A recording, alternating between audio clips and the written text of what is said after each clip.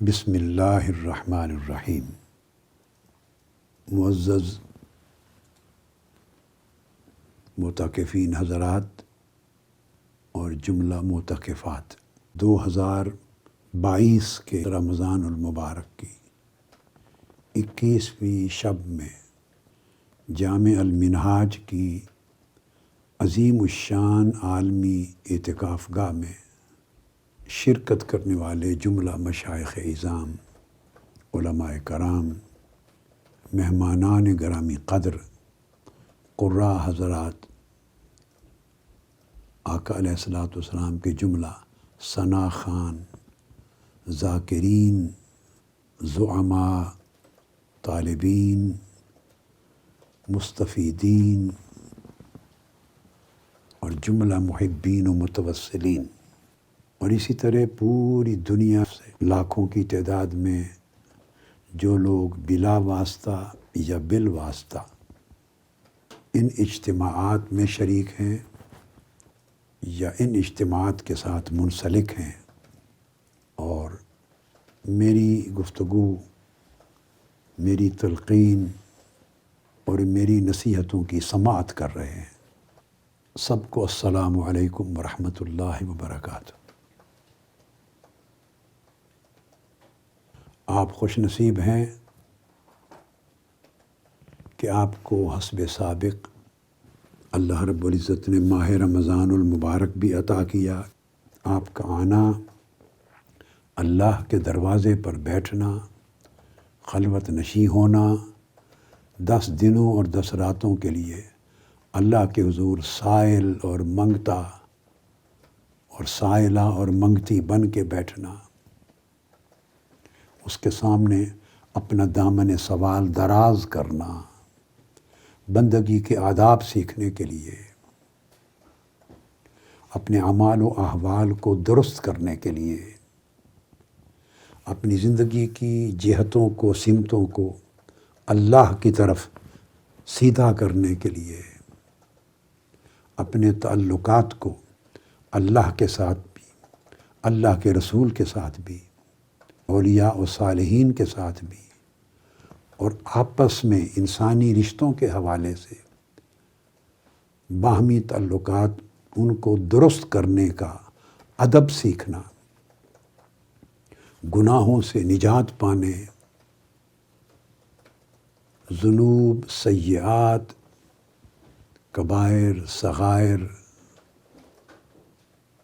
اور زندگی کی بہت سی خرابیاں جو ہمارے ظاہر کو بھی خراب کرتی ہیں اور ہمارے قلب و باطن کو بھی خراب کرتی ہیں، ان سے نجات پانے کا عزم لے کے آئے ہیں، اور اس امید کے ساتھ آئے ہیں کہ اعتکاف کے ذریعے ایک نئی روشن زندگی لے کے جائیں گے، منور دل کے ساتھ جائیں گے، اللہ کا طاعت گزار بندہ بن کے جائیں گے، اپنے تعلقات میں اصلاح کر کے جائیں گے، اپنے دلوں کی تطہیر کر کے جائیں گے، اپنے نفوس کا تزکیہ کر کے جائیں گے، اپنے احوال ظاہری اور احوال باطنی کو بہتر کر کے جائیں گے، تاکہ زندگی کے جو سال، مہینے، ایام اور لمحات آگے بچ گئے ہیں وہ ان غلطیوں سے، کوتاہیوں سے اور غفلتوں سے پاک رہیں جن میں پچھلے زمانے بیت گئے۔ اللہ رب العزت اس اعتکاف کو آپ سب کے لیے دائمی اصلاح، خیر، ہدایت اور برکت کا ذریعہ بنائے۔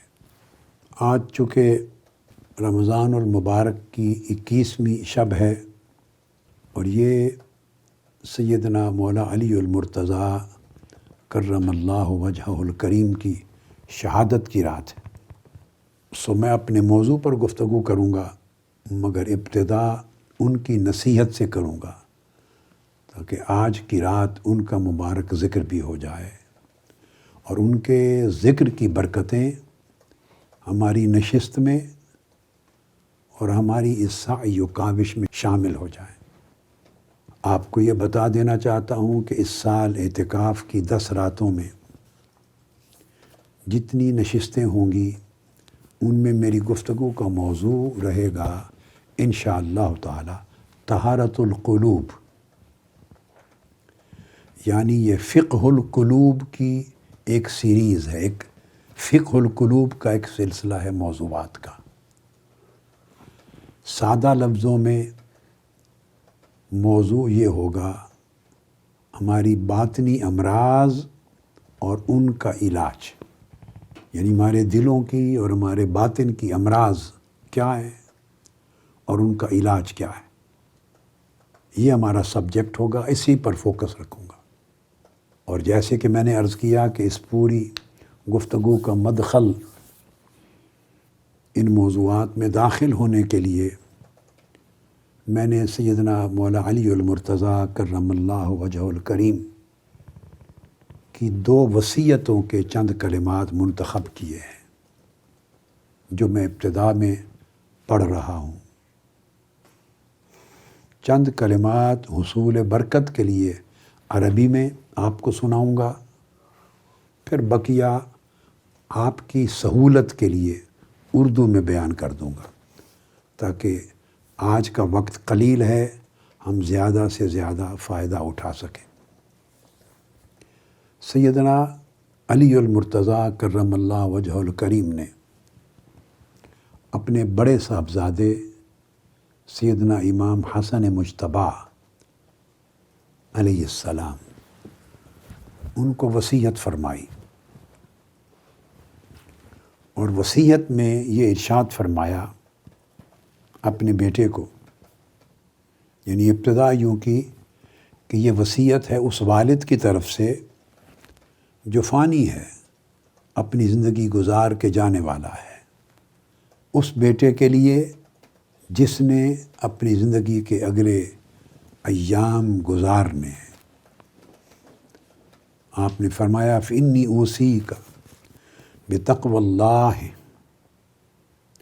اے بنی بلزوم امرہ وعمارت قلبک بذکرہ والاعتصام بحبلہ وأی سبب اوثق من سبب بینک وبین اللہ ان انت اخذت بہ احی قلبک بالموعظہ وامتہ بالزہادہ وقوہ بالیقین ونورہ بالحکمہ وذللہ بذکر الموت وقررہ بالفناء وبصرہ فجائع الدنیا وحذرہ سولۃ الدہر وفحش تقلب اللیالی والایام وأعرض علیہ اخبار الماضین وذکرہ بما اصاب من کان قبلک من الاولین۔ میں نے یہاں تک آپ کی وصیت کے عربی کلمات پڑھے ہیں جو مختلف کتب میں آئے ہیں، اور یہ وصیت ہے سیدنا امام حسن مجتبیٰ رضی اللہ تعالی عنہ۔ مولا علی المرتضیٰ رضی اللہ تعالی عنہ فرماتے ہیں اے بیٹے، میں تمہیں وصیت کرتا ہوں کہ اللہ سے ڈرتے رہنا اور اس کے اوامر نواہی یعنی احکام کی پختگی کے ساتھ پابندی کرنا، اور اللہ کے ذکر کے ساتھ اپنے دل کو زندہ رکھنا اور آباد رکھنا۔ اللہ کے ذکر کے ساتھ، اللہ کی یاد کے ساتھ اپنے دل کو زندہ اور آباد رکھنا، اور اللہ ہی کی رسی کو مضبوطی سے تھامے رکھنا۔ اب آپ ایک ایک جملے پر اور ایک ایک لفظ پر فوکس کریں گے اور فوکس کریں گی، اور اس نصیحت کو اپنے دل و دماغ میں اتاریں گی، پھر دل و دماغ کی تختیوں پر ثبت کریں گی، اور آپ بھی دل و دماغ کی تختیوں پر اس کے ایک ایک لفظ اور معنی اور پیغام کو نقش کریں گے۔ فرمایا تمہارے اور اللہ کے درمیان، اے بیٹے تمہارے اور اللہ کے درمیان جو رشتہ ہے اس سے زیادہ اور کوئی رشتہ نہیں ہو سکتا جو اس سے زیادہ پائیدار ہو، اس سے زیادہ مضبوط ہو، اس سے زیادہ مستحکم ہو اور اس سے زیادہ فائدہ مند ہو۔ جو رشتہ تمہارے اور اللہ کے مابین ہے کہ وہ تمہارا خالق ہے اور تم اس کے بندے ہو، یہ جو رشتہ عبدیت و عبودیت ہے، اس سے بہتر نفع مند کوئی اور رشتہ نہیں ہو سکتا، بشرطے کہ بیٹے اس رشتہ عبدیت اور عبودیت کو تم مضبوطی سے تھامے رکھو، اس رشتے کو نہ ٹوٹنے دو نہ کمزور ہونے دو۔ پھر آپ نے فرمایا کہ جو مواعظ آپ کو، نصیحتیں، تذکیر اللہ کی طرف سے ملی ہے، اللہ کے رسول کی طرف سے ملی ہے، اللہ کی وحی اور اس کی قرآن کی شکل میں تم تک اللہ کی نصیحتیں، تعلیمات، اللہ کے احکام، مواعظ پہنچے ہیں، ان کے ذریعے اپنے دل کو زندہ رکھ۔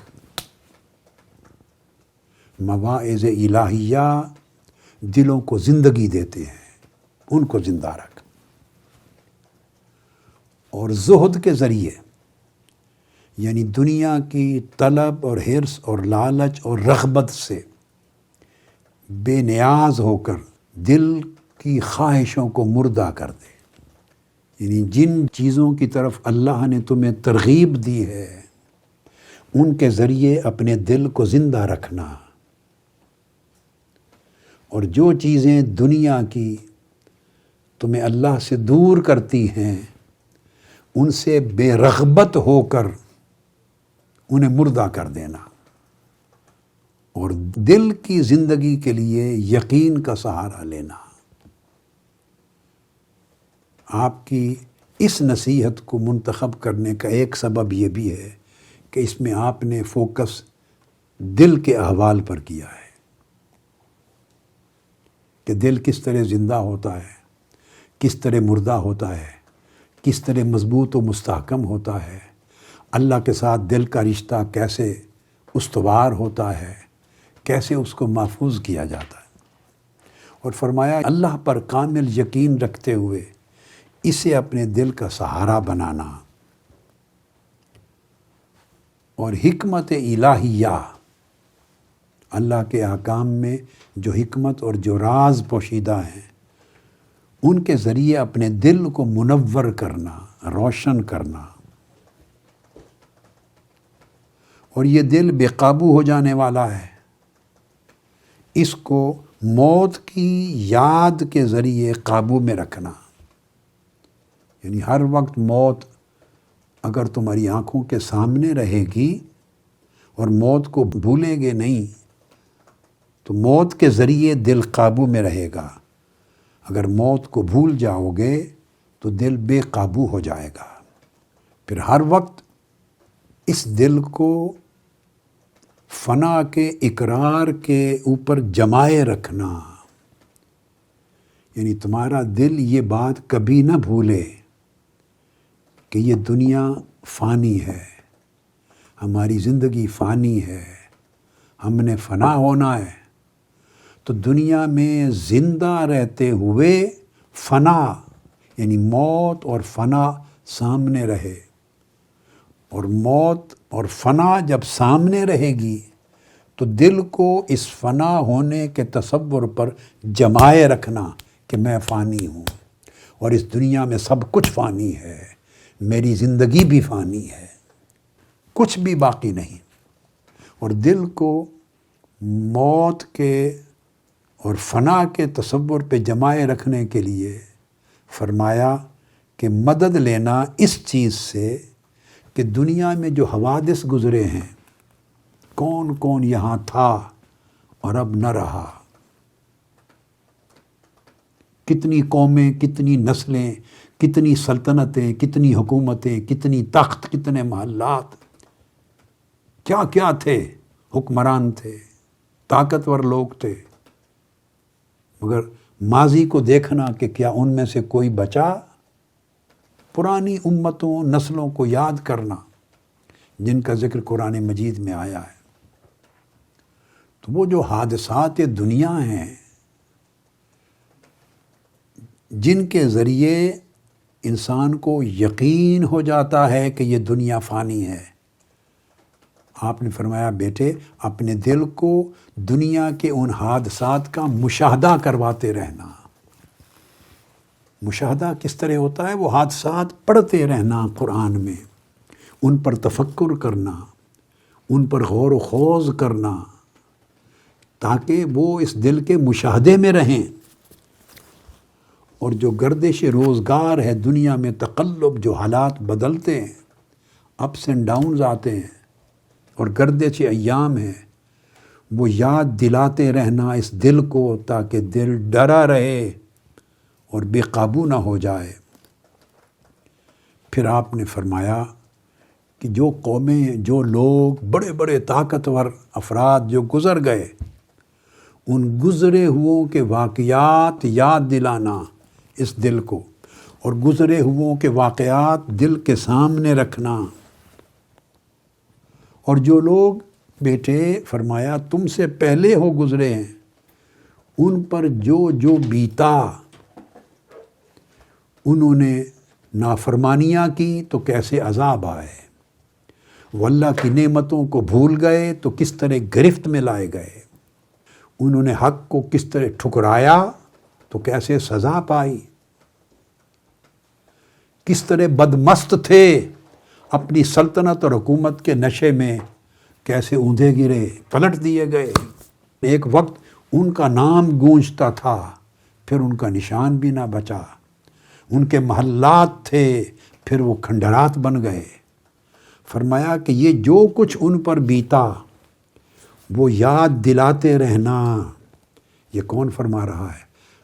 حضور مولا علی المرتضیٰ کرم اللہ وجہ الکریم اپنے بیٹے سیدنا امام حسن مجتبیٰ سے فرما رہے ہیں۔ اب آپ دیکھیں، کسی ایک جملے میں یہ نہیں فرما رہے کہ بیٹے اپنے نسب پہ فخر کرنا،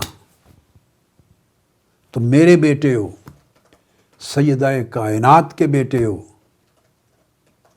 سرور کائنات کے شہزادے ہو، اپنے نسب پہ فخر کرنا، تمہیں کوئی فکر نہیں، تمہیں کوئی خوف نہیں۔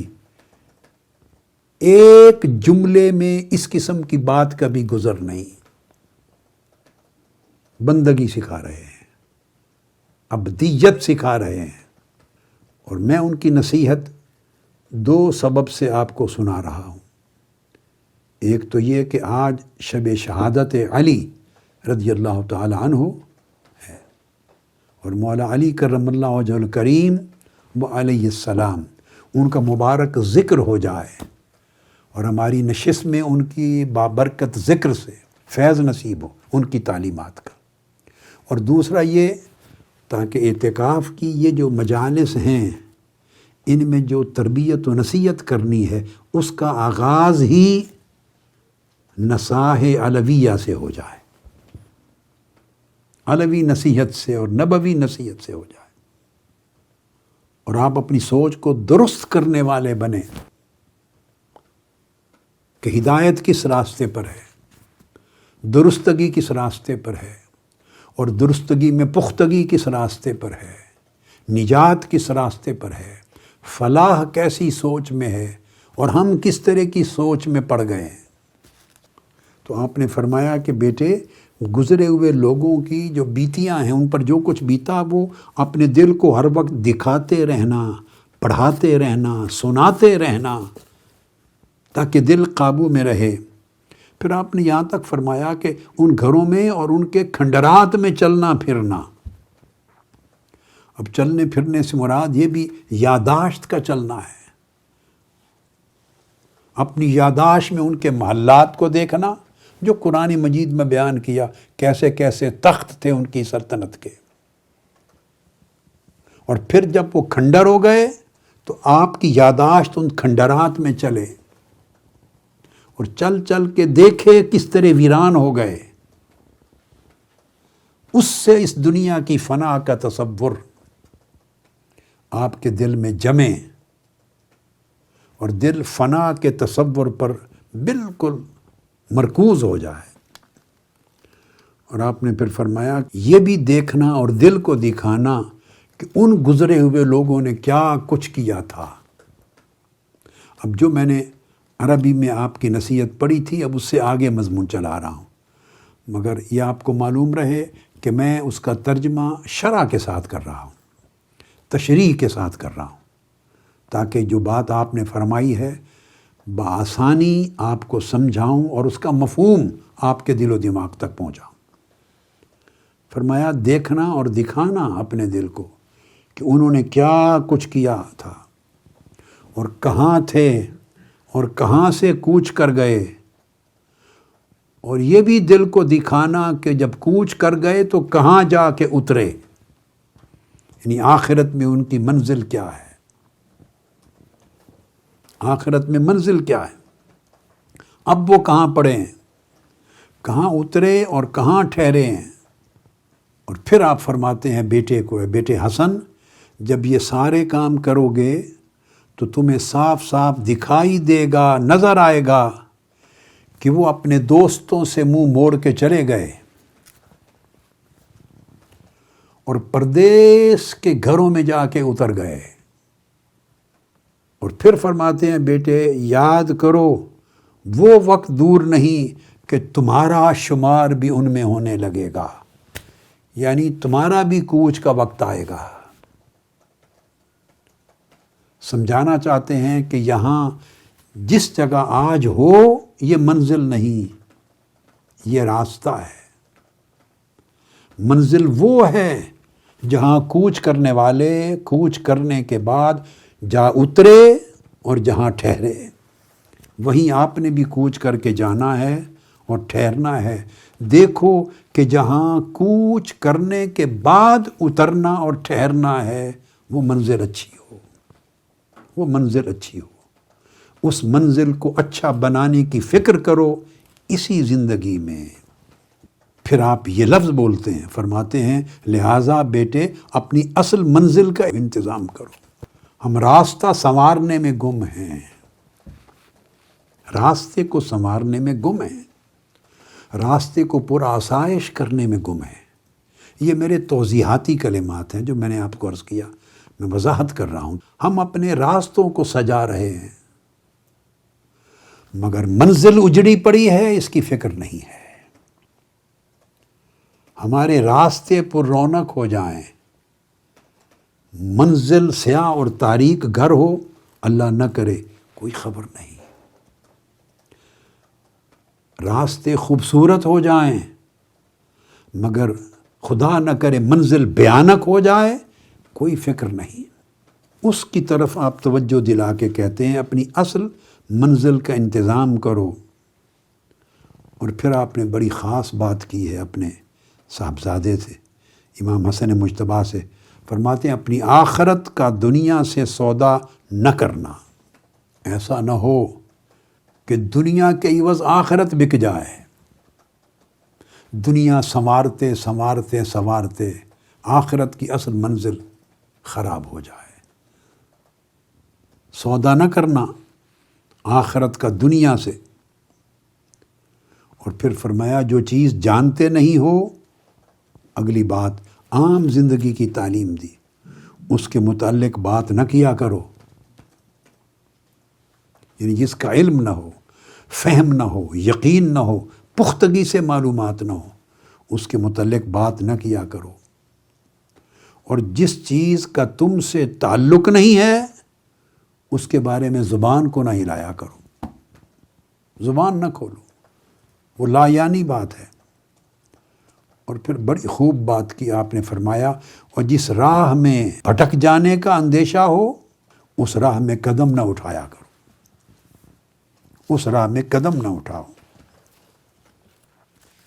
یہ میں نے چند کلمات آپ کی اس وصیت کے آپ کو سنائے جو آپ نے امام حسن مجتبیٰ علیہ السلام سے کی، اور پھر آگے چل کے ایک اور بڑی خوبصورت بات کی، آپ کی ساری وصیت عجیب ہے، مگر میں اب اس کے بعد ایسے چند نکات لے رہا ہوں۔ پھر آپ نے فرمایا یاد رکھو تم آخرت کے لیے پیدا ہوئے ہو، نہ کہ دنیا کے لیے۔ ہمیں سوچنا ہوگا، یہ جو 10 راتیں ملی ہیں، آپ ہر 10 رات میں جاگتے ہیں۔ ایک بات یہاں پر میں ضمناً کہہ دوں، ہر ایک کی خواہش ہوتی ہے کہ لیلۃ القدر ملے۔ بولیے، ہاتھ اٹھا کے بولیے، خواہش ہے یا نہیں؟ بولیے، کس کی خواہش ہے کہ لیلۃ القدر پائے؟ سب کی خواہش ہے۔ اچھا، اس کے لیے بہت لوگ کیا کرتے ہیں کہ اس کی نشانیاں ڈھونڈتے ہیں۔ میں آپ کو ایک ایسا آسان نسخہ دیتا ہوں کہ اس پر عمل کر لیں تو کسی ایک شخص کی بھی جو یہاں بیٹھا ہے اس کی لیلۃ القدر مس نہیں ہوگی۔ ہر شخص کو ملے گی، ہر شخص کو ملے گی، یقیناً ملے گی، 100% ملے گی، بلا شک و شبہ۔ تو ایسا طریقہ بتا دوں، وہ یہ حضور نبی اکرم صلی اللہ علیہ وآلہ وسلم نے ارشاد فرمایا، یہ صحیح بخاری مسلم میں متفق علیہ حدیث ہے اور دیگر بھی تمام کتب صحاح میں۔ آقا علیہ السلام نے فرمایا، ام المومنین حضرت عائشہ صدیقہ رضی اللہ تعالی عنہ روایت فرماتی ہے، آقا علیہ السلام نے فرمایا کہ لیلۃ القدر رمضان کی آخری عشرے کی 10 راتوں میں ہے، اس سے باہر نہیں ہے۔ میں بڑا سمپل سا اصول دے رہا ہوں، بجائے نشانیاں ڈھونڈنے کے آپ بیٹھے ہیں یہاں، 10 راتیں آپ کے پاس ہیں، 10 کی 10 راتیں جاگیں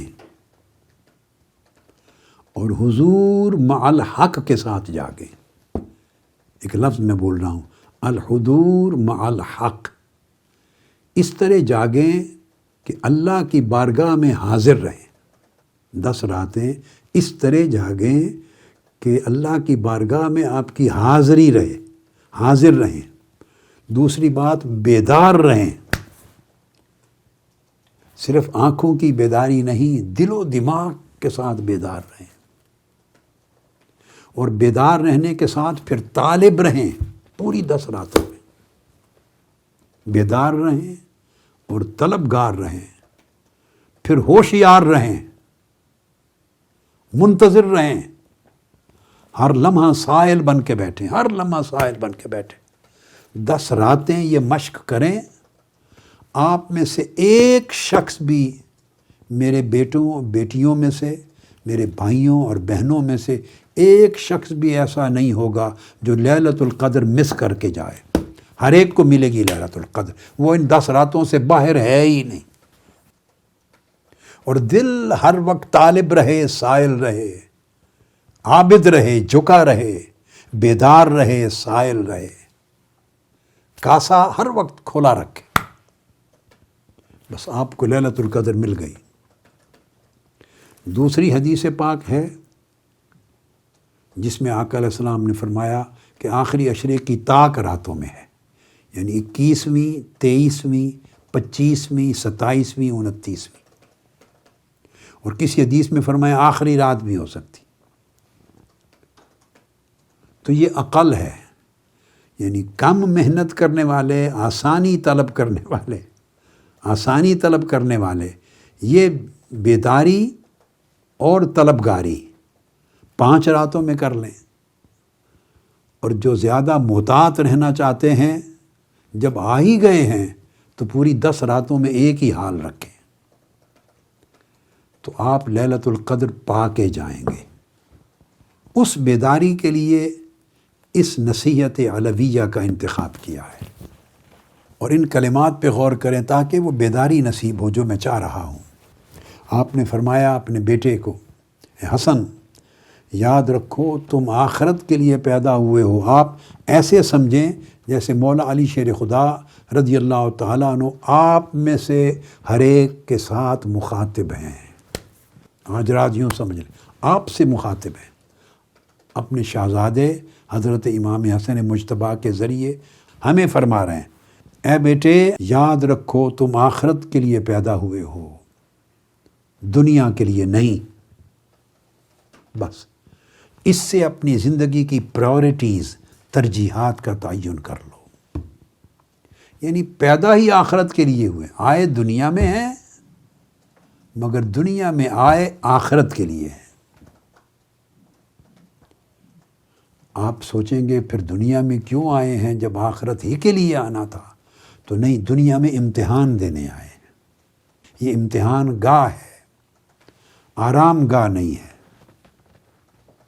یہ دنیا امتحان گاہ ہے، آرام گاہ نہیں ہے۔ اور مجھے بڑی حیرت ہوگی اور بڑا تعجب ہوگا اس شخص پر جو اپنی امتحان گاہ کو آرام گاہ بنا لے۔ آپ کو پتہ ہے جو لوگ امتحان دیتے ہیں، جو بچے بچیاں، وہ ایگزامینیشن ہال میں کبھی آرام سے نہیں بیٹھتے، بے چین اور بےتاب رہتے ہیں۔ میں بھی طالب علم تھا، ساری زندگی زمانہ طالب علمی میں نے بھی امتحانات دیے۔ مجھے تو یاد نہیں کہ کبھی زندگی کے کسی ایک امتحان میں آرام سے بیٹھا ہوں۔ بس یہ پوری زندگی امتحان گاہ ہے، آرام گاہ اگلی منزل ہے آخرت کی۔ اس لیے فرمایا تم آخرت کے لیے پیدا ہوئے ہو، دنیا کے لیے نہیں۔ اور یہ مولا علی المرتضیٰ گویا امام حسن مجتبیٰ رضی اللہ تعالیٰ عنہ کے وساطت سے آپ سے مخاطب ہیں، فرما رہے ہیں بیٹے تم فنا کے لیے خلق کیے گئے ہو، بقا کے لیے نہیں۔ یعنی آپ کی تخلیق فنا کے لیے ہوئی ہے، بقا کے لیے نہیں۔ تو جو شخص اپنی بقائے حیات میں فنائے حیات کو یاد رکھے وہ امتحان میں کامیاب ہوتا ہے۔ پھر آپ اس کی اور وضاحت کرتے ہیں، فرماتے ہیں اے بیٹے یاد رکھو تم موت کے لیے بنے ہو، حیات کے لیے نہیں۔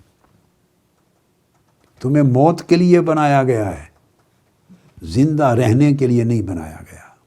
سو زندگی کو اپنی موت کی خدمت میں گزارو، یہ میں سمجھا رہا ہوں، میرے لفظ ہیں۔ سو زندگی کو اپنی موت کا خادم بنا دو، دنیا کو اپنی آخرت کا خادم بنا دو،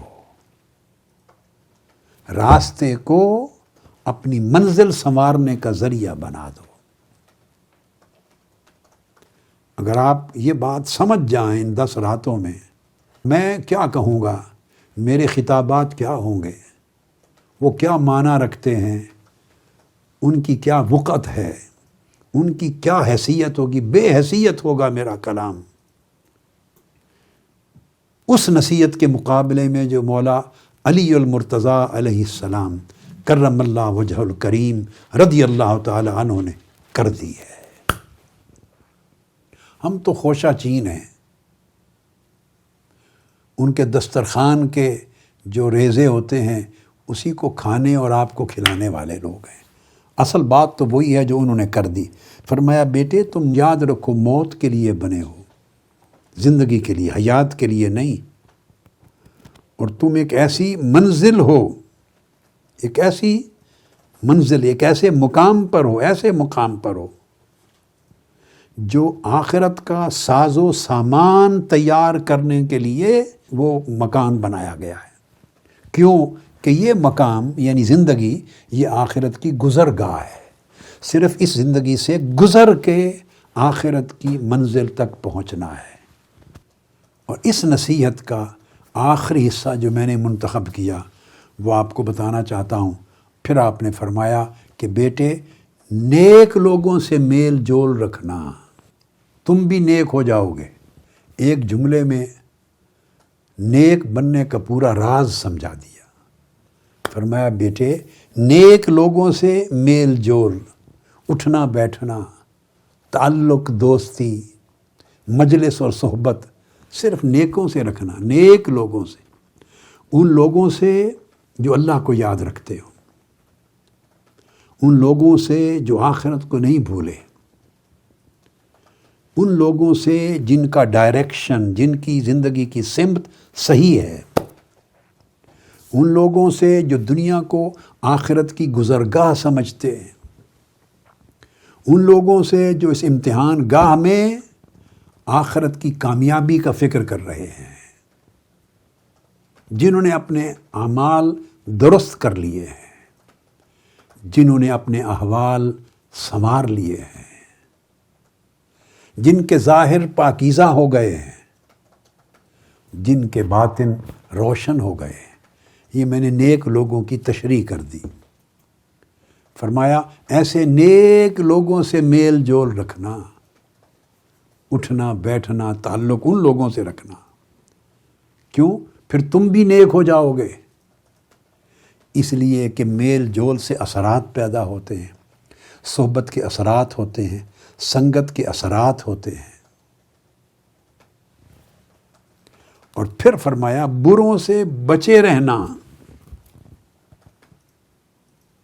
برے لوگوں سے بچے رہنا، بروں کی سنگت سے، بروں کی دوستی سے، بروں کی کمپنی سے، برے لوگوں کی مجلس سے، برے لوگوں کی صحبت سے، برے لوگوں کے ساتھ وقت گزارنے سے بچے رہنا۔ برے کون لوگ ہیں؟ دیکھیے بیٹے، سارے انسان ہیں۔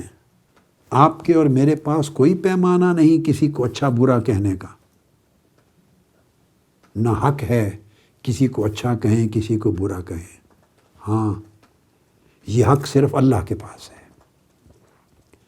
پیمانہ بھی اللہ نے دیا ہے، پیمانہ بھی اللہ نے دیا ہے اچھے اور برے ہونے کا۔ وہ پیمانہ کیا ہے؟ ان اکرمکم عند اللہ اتقاکم۔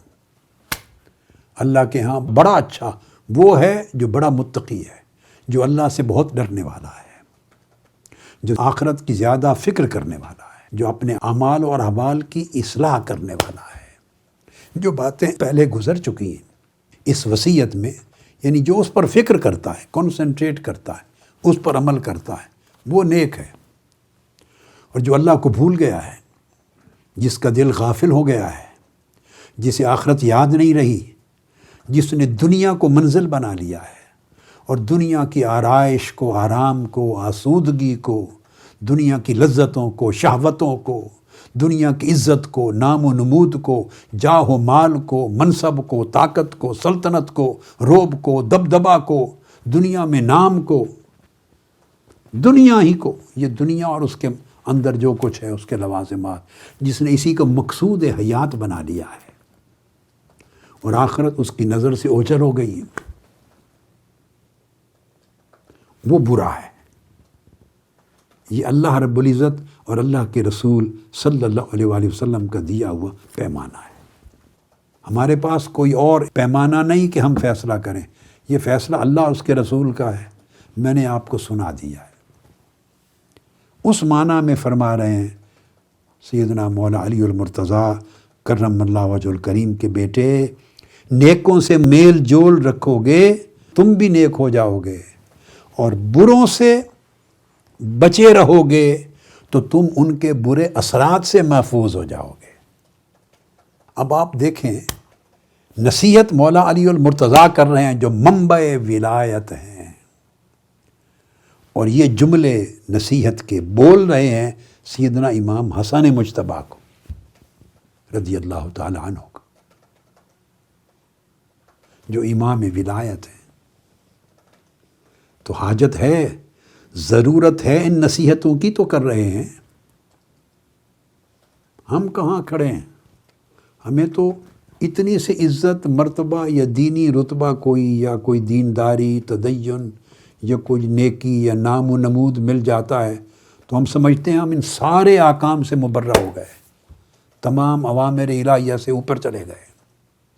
نہ ہمیں ضرورت ہے نصیحتوں کی، نہ ہماری اولاد کو ضرورت ہے۔ بس اب ساری دنیا کا ایک ہی کام ہے، ہمارے اور ہماری اولاد کے ہاتھ چومیں، ہاتھ باندھ کے کھڑے ہو بس، کیونکہ ہماری اور ہماری اولاد کے ہاتھ چومنے سے ہر کوئی بخشا جائے گا۔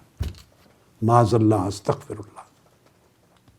ہم الٹ سمت پہ چل پڑے ہیں۔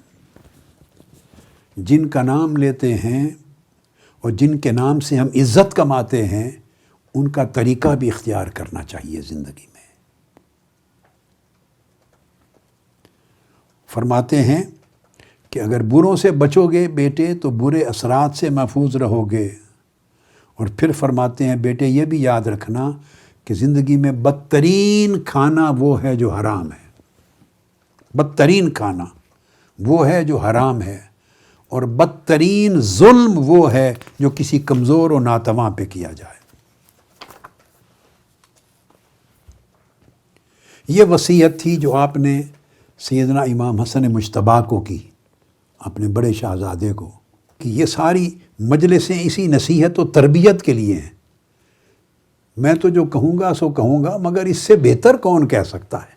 میں نے اس سے بہتر یا اس جیسا کہاں کہنا ہے، اور کون ہے دنیا میں جو کہہ سکے؟ اس لیے میں نے چاہا کہ ایک اور وصیت ہے، کہ عجب، ایک وصیت ہے جو آج 21ویں شب رمضان کو کی تھی مولا علی المرتضیٰ نے،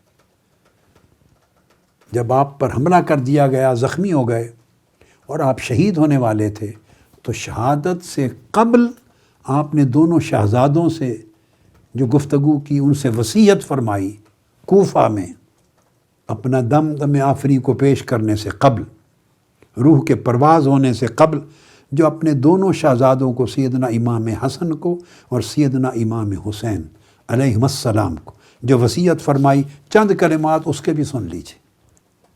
اور وہ مناسبت اس لیے کہ آج کی شب ہے 21ویں شب رمضان، شب شہادت۔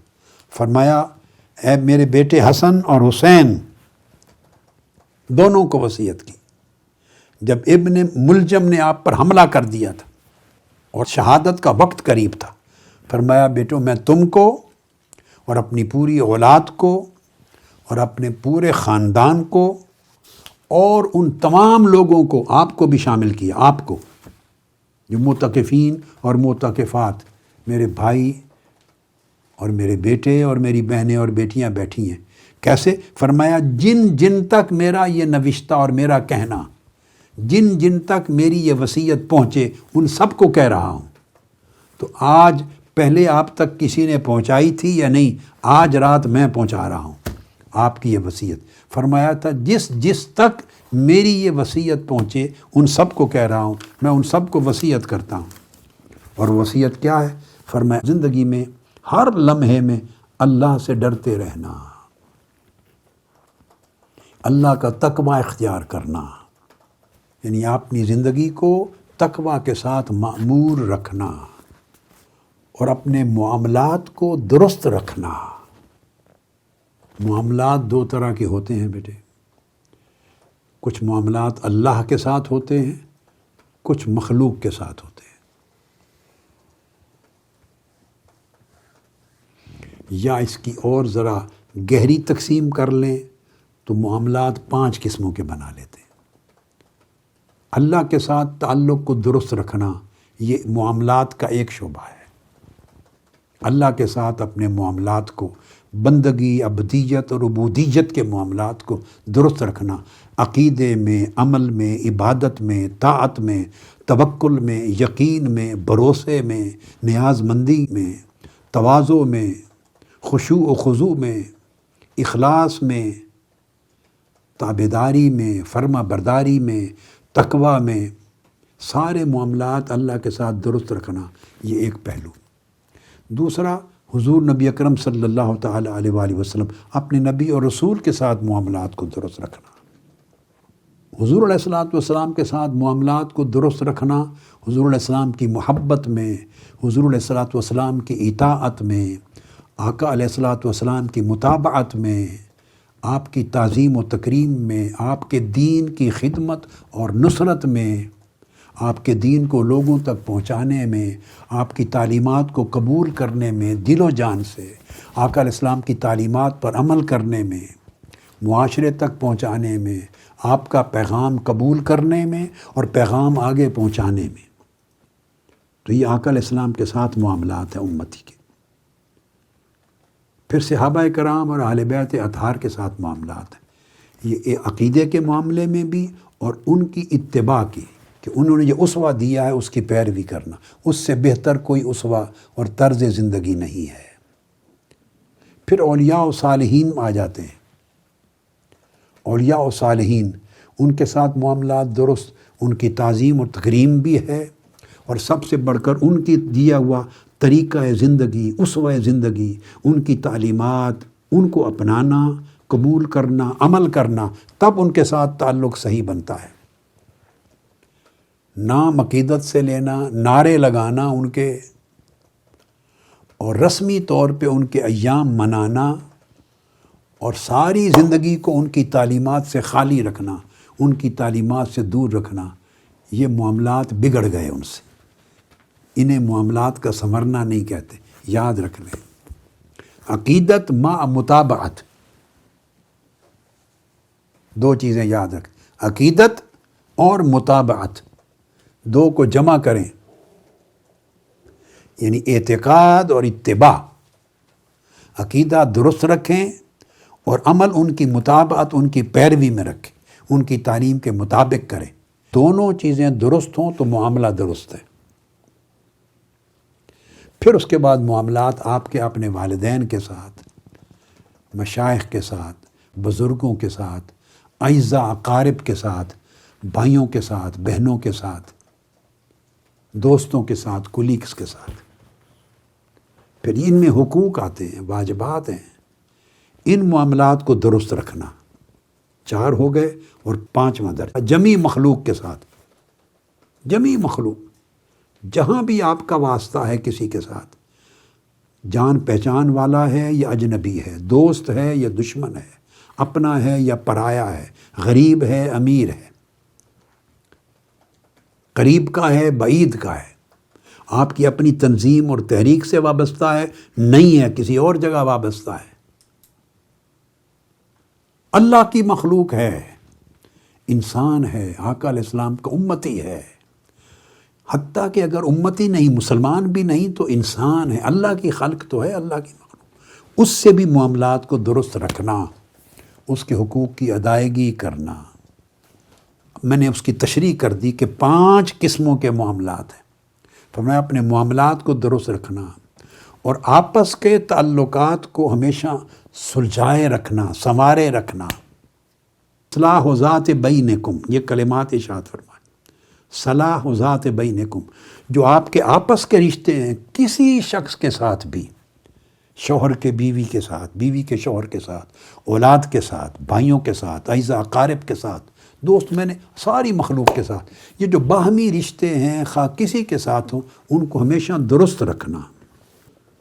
آگے فرماتے ہیں مولا علی المرتضیٰ، فرماتے ہیں میرے بیٹے حسن حسین، یہ جو اصلاح و ذات بینکم، آپس کے تعلقات کو ہمیشہ درست رکھنا، سنوارنا، تاکہ آپ کی زبان سے، آپ کے عمل سے، آپ کے جسم سے، آپ کے دل سے، آپ کے دماغ سے، سوچ سے کسی کو نقصان نہ پہنچے، کسی سے نفرت نہ کرو، کسی کو ظلم نہ کرو، کسی کو دکھ نہ دو، کسی کو تکلیف نہ دو، کسی کو حقیر نہ جانو، کسی کی حق تلفی نہ ہو، کسی کا دل نہ ٹوٹے آپ سے، کسی کا کوئی حق ادا ہونے سے نہ رہ جائے، ضرورت مند ہے تو حاجت روائی ہو، دکھی ہے تو آپ سے مل کے اسے سکون ملے، پریشان حال ہے تو راحت پائے، ہر ایک کا حق ادا کریں، اور اونچ نیچ ہو جائے تو خود ایڈجسٹ کر لو اپنے تعلق کو سنوارے رکھنے کے لیے۔ یہ فرمایا آپ کے باہمی تعلقات سنوارے رکھنا، کیونکہ مولا علی المرتضیٰ فرماتے ہیں میں نے تمہارے نانا رسول اللہ صلی اللہ علیہ وآلہ وسلم سے سنا ہے، فرمایا صلاح ذات البین افضل من عامت الصلاۃ والصیام، یہ حدیث پاک بھی ہے اور آپ روایت بھی کر رہے ہیں۔ فرمایا میں نے تمہارے نانا محمد رسول اللہ صلی اللہ علیہ وسلم سے سنا ہے کہ فرض روزے اور فرض نمازوں کو چھوڑ کر کوئی آدمی ساری زندگی نفلی عبادتیں کرے، پوری زندگی ساری رات قیام اللیل کرے، ساری رات جاگے، نوافل پڑھے، سجدہ ریزیاں کرے، اور زندگی بھر روزے رکھے، صائم الدہر ہو جائے۔ فرمایا کوئی شخص نفلی اتنی عبادت کرے کہ ساری زندگی روزے سے رہے اور ساری زندگی شب بیداری کرے، تسبیح تحلیل کرے، اللہ اللہ کرے، فرمایا اس ساری عبادت سے کئی گنا زیادہ افضل اور اعلیٰ عمل اور عبادت کیا ہے؟ آپس کے تعلقات کو بہتر کرنا، آپس کے تعلقات کی اصلاح کرنا۔ یہاں ہم دنیا میں اپنے معاشرے میں سب کچھ سکھاتے ہیں، مگر آپس کے تعلقات کی اصلاح نہیں سکھاتے۔ نہ والدین اولاد کو سکھا رہے ہیں، نہ اساتذہ اپنے شاگردوں کو سکھا رہے ہیں، نہ مشائخ پیر مریدوں کو یہ سکھا رہے ہیں، نہ دوست دوستوں کو سکھا رہا ہے۔ تحریک منہاج القرآن کے جتنے وابستہ ہیں اور جو اعتکاف پر آئے ہیں، جو نہیں آئے، جو رفقا ہیں، جو اراکین ہیں، جو وابستگان ہیں، جو کارکنان ہیں، عہدے داران ہیں، سب سن لیں کہ مولا علی المرتضیٰ نے یہ فرمایا اپنے شہزادوں کو، اور حضور علیہ الصلوۃ والسلام نے فرمایا، الگ سے صحابہ نے روایت کی یہ حدیث، فرمایا کوئی شخص ساری زندگی عمر بھر روزے رکھے، اب اس سے بڑھ کے تو عبادت گزار نہیں بن جانا آپ نے، بتائیں، اور ساری زندگی ہر رات تسبیح کرے، ذکر کرے، قیام کرے، سجود کرے، عبادت کرے، تو نفلی نمازوں اور نفلی روزوں سے زیادہ افضل اللہ کے ہاں یہ عبادت ہے کہ آپس کے تعلقات کو بگڑنے نہ دینا، ان کی اصلاح کرنا، ان کو سنوارنا، ان کے حقوق کی ادائیگی کرنا، ان کا دل نہ ٹوٹے، وہ محروم فیل نہ کریں، وہ آپ سے پریشان نہ ہو، ناراضگی رنجش نہ ہو، کسی کی حق تلفی نہ ہو، آپ کی زبان سے کسی کی غیبت نہ ہو، چغلی نہ ہو، شکایت نہ ہو، شکوہ نہ ہو، ظلم نہ ہو، جھوٹ نہ ہو، غیبت نہ ہو، دل میں کسی کے لیے حقد نہ ہو، حسد نہ ہو، بغض نہ ہو، عداوت نہ ہو، کسی سے انتقام نہ لیں، غصے نہ کریں، برا بھلا نہ کہیں، برا بھلا نہ جانیں۔ یہ ساری چیزیں ہیں جو باہمی تعلقات کو خراب کرتی ہیں۔ اس نے میری نہیں سنی، اس نے میری نہیں مانی، اس کی عزت زیادہ ہے، اس کے پاس مال زیادہ ہے، میں کیوں محروم رہ گیا، میرا کیا قصور ہے، بس میں اور وہ یہ دو ایسے بت ہیں کہ بندہ ان کا پجاری بن کے اپنے تعلقات کو عمر بھر خراب رکھتا ہے۔ جب یہ تعلقات خراب رکھتا ہے تو اللہ کے ہاں نہ عبادتوں کی قبولیت ہے، نہ نمازوں کی، نہ روزوں کی، نہ تسبیحات کی، نہ اذکار کی، ہر چیز برباد ہو جاتی ہے۔ فرمایا باہمی تعلقات کو خراب رکھنے سے گویا تم اپنے دین کو جڑوں سے کاٹ رہے ہو، دین کو جڑوں سے کاٹ دیا۔ جب دین جڑوں سے ہمارے ایک عمل نے کاٹ دیا تو باقی نفلی عبادتوں سے اور تسبیحات اور ورد وظیفوں سے کیا حاصل ہوا؟ یہ نصیحت فرمائی ہے آپ نے، تو فرمایا کہ میں نے تمہارے نانا رسول اللہ صلی اللہ علیہ وسلم سے سنا یہ کہ آپس کی کشیدگیوں کو مٹانا، آپس کی کشیدگیوں کو مٹانا، آپس کی رنجشوں کو مٹانا، آپس کی ناراضگیوں کو ختم کرنا اور دلوں کو کھولنا، وسعت دینا تاکہ رشتے تعلقات اچھے ہو جائیں۔ فرمایا نفلی نمازوں اور روزوں سے افضل ہیں۔ پھر فرمایا یتیموں کے بارے میں ڈرتے رہنا، تمہارے زندہ ہوتے ہوئے یتیم بھوکے نہ رہیں، ایسا نہ ہو کہ تم زندہ ہو اور تمہارے ہوتے ہوئے یتیم ہلاک ہو جائیں، یتیموں کا سہارا بننا۔ اور پھر فرمایا ہمسایوں کے بارے میں ڈرتے رہنا۔ آقا علیہ السلام نے ہمسائیگی کے اتنے حقوق بیان کیے کہ صحابہ نے ہم نے سمجھا کہ شاید انہیں وارث بنا رہے ہیں۔ قرآن مجید کی تعلیمات پر ہمیشہ عمل کرنا، ہر ایک سے آگے بڑھنا، سبقت لے جانا۔ دین تمہارا ستون ہے، اس کو مضبوطی سے تھامے رکھنا۔ تم پر لازم ہے کہ آپس میں میل ملاپ رکھنا، آپس میں میل جول تواصل رکھنا، آپس کے رشتوں کو کٹنے نہ دینا۔ فرمایا وعلیکم بالتواصل والتبادل، ایک دوسرے پر خرچ کرنا، اپنی محبت خرچ کرنا، دوسرے پر مال و دولت خرچ کرنا، اپنی راحت خرچ کرنا، اپنی فکر اور سوچ دوسرے پر خرچ کرنا، اپنی دل کی ہمدردیاں خرچ کرنا، آپ کا علم خرچ کرنا، توانائی خرچ کرنا۔ جس طریقے سے بھی دوسرے کا سہارا بن سکتے ہو، دوسرے کو سنبھال سکتے ہو، دوسرے کو عزت دے سکتے ہو، دوسرے کے ٹوٹے ہوئے دل کو جوڑ سکتے ہو، دوسرے کو جو دور جا رہا ہے اپنے قریب لا سکتے ہو، خرچ کرو۔ فرمایا علیکم بالتواصل والتبادل، جڑے رہو، رشتے ٹوٹنے نہ دو، جو کچھ خرچ کرنا پڑے خرچ کرو۔ اور فرمایا وَإِيَّاكُمْ وَالتَّدَابُرَ وَالتَّقَاطُعَ، اور کسی شخص کے پیچھے خبردار اعانت کریں، کسی کو نظر انداز نہیں کرنا، نہ اس کے پیٹھ پیچھے کوئی برائی کرنی ہے، اور اگر کسی سے پیٹھ پھیر لوگے یعنی نظر انداز کر دو گے، اسے نگلیکٹ کر دو گے تو تعلقات ختم ہو جائیں گے۔ تو تعلقات توڑنے سے پرہیز کرنا، تقاطع نہیں کرنا۔ کوئی ایسا عمل نہ کریں جس سے باہمی انسانوں کے تعلق ٹوٹ جائیں۔ اور پھر آپ نے فرمایا کہ ہمیشہ پرہیزگار بنے رہیں، نیکی کا حکم دینے والا بنے رہیں، برائی سے منع کرتے رہیں۔ اختتام پہ آپ نے فرمایا اگر نیکی کا حکم دیتے رہو گے، یہ جو مصطفی مشن تحریک منہاج القرآن کی ذمہ داری ہے آپ پر، یا کوئی کسی بھی نیک تنظیم دینی جماعت سے منسلک ہے اور امر بالمعروف اور نہی عن المنکر کا فریضہ انجام دے رہا ہے، جو نیکی کا حکم دیتا ہے اور برائی سے منع کرتا ہے، بھلے کوئی جماعت ہے، فرمایا جو نیکی کا حکم دیتے رہنا، برائی سے منع کرتے رہنا، اگر تم نے اس عمل سے ہاتھ اٹھا لیا، یعنی امر بالمعروف نیکی پھیلانے سے رک گئے اور برائی کو روکنے کی جو کاوش ہے، جو آپ کا مشن ہے، اگر اس سے رک گئے، اپنی ذات تک محدود ہو گئے، آگے یہ فیض نہ پہنچایا، تو فرمایا پھر تم پر بد کردار لوگوں کو حکمران بنا کر مسلط کر دیا جائے گا۔ ان قوموں پر بد کردار لوگ حکمران بنا کر مسلط ہو جاتے ہیں، ان لوگوں پر کرپٹ لوگ مسلط ہو جاتے ہیں، ان لوگوں پر ظالم اور خائن لوگ مسلط ہو جاتے ہیں، حکمران بنا دیے جاتے ہیں، جو قومیں نہ خود نیکی کرتی ہیں، نہ نیکی کا آگے حکم دیتی اور نیکی کو پھیلاتی ہیں، نہ خود برائی سے رکتی ہیں اور نہ اور لوگوں کو برائی سے روکنے کی کوشش کرتی ہیں۔ یہ ایک عمل ہے، یعنی ہم تو خود بھی نیکی کرنے میں کمزور ہیں، چہ جائے کہ نیکی کو آگے پھیلائیں۔ ہم اپنی زندگی میں برائی سے بچنے میں کمزور ہیں، چہ جائے کہ معاشرے کو برائی سے بچائیں۔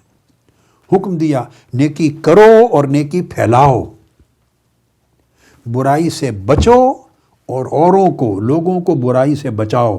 فرمایا اگر اس کام سے ہاتھ اٹھا لیا تو پھر تمہارے اوپر بدکار اور خائن لوگ حکمران کے طور پہ مسلط کر دیے جائیں گے، اور پھر ایسا ہوگا کہ تم بھی، حسن اور حسین شہزادے حسنین کریمین سے فرما رہے ہیں، یعنی تم جیسے لوگ بھی جب اللہ کی سزا اتر آئے گی اور بدکار لوگ، خائن لوگ حکمران ہو جائیں گے، تو پھر تم جیسے لوگ بھی اگر دعا مانگو گے تو قبول نہیں کی جائے گی، اسے محفوظ رکھ لیا جائے گا۔